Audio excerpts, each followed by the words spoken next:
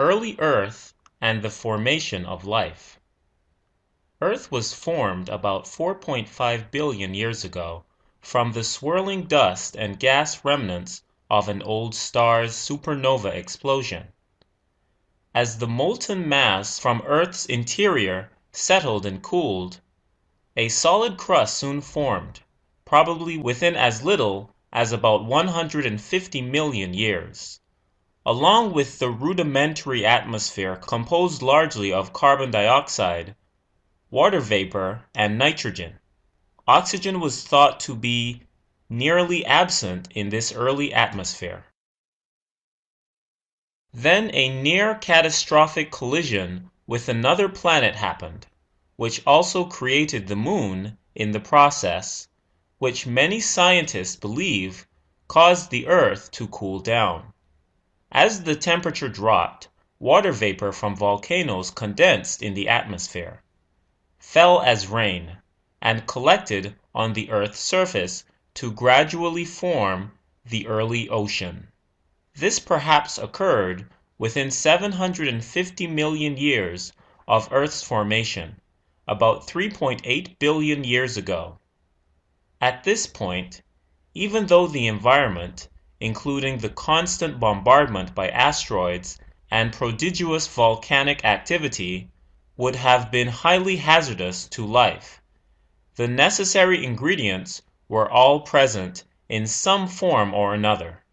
Liquid water, chemical building blocks, usually taken to be the 6 elements, oxygen, hydrogen, carbon, nitrogen, sulfur, and phosphorus, and some kind of energy source.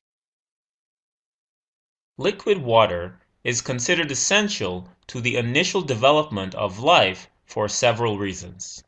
First, it offers the right temperature for chemical reactions to happen.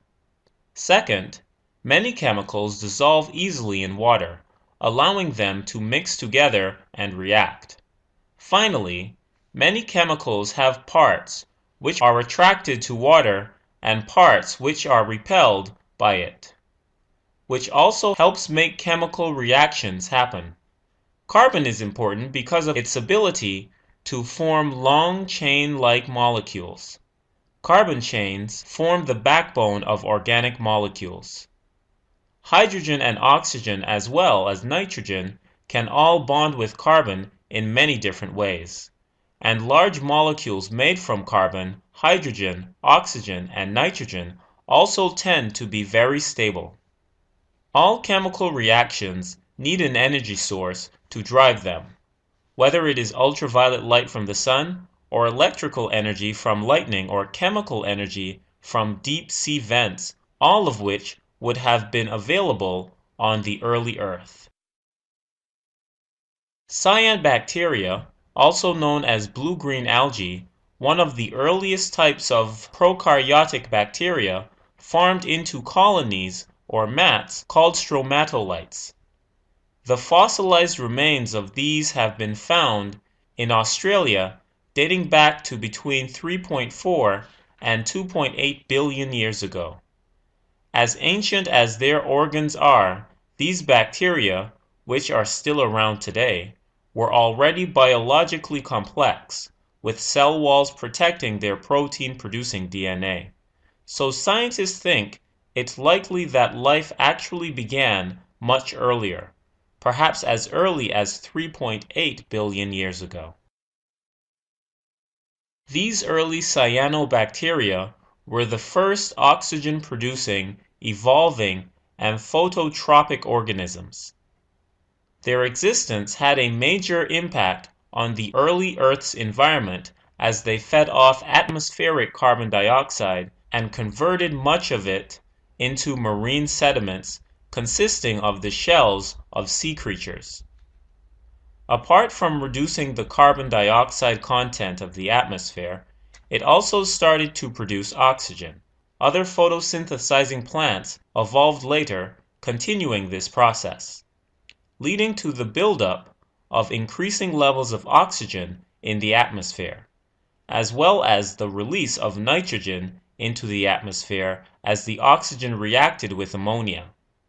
Eventually, a layer of ozone formed in the atmosphere, which better protected early life forms from ultraviolet radiation.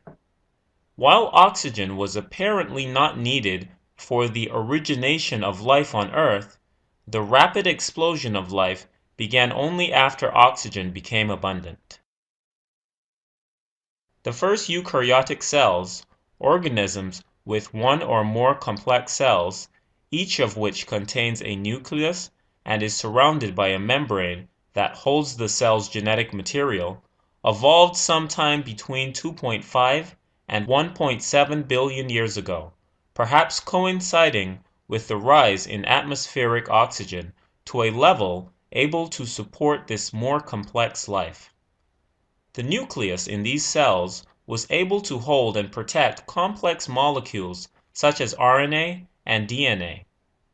As recently as the 1970s, a whole new group of single-celled organisms known as archaea was discovered, which is now recognized as a third domain of life that is completely separate from both prokaryotes and eukaryotes.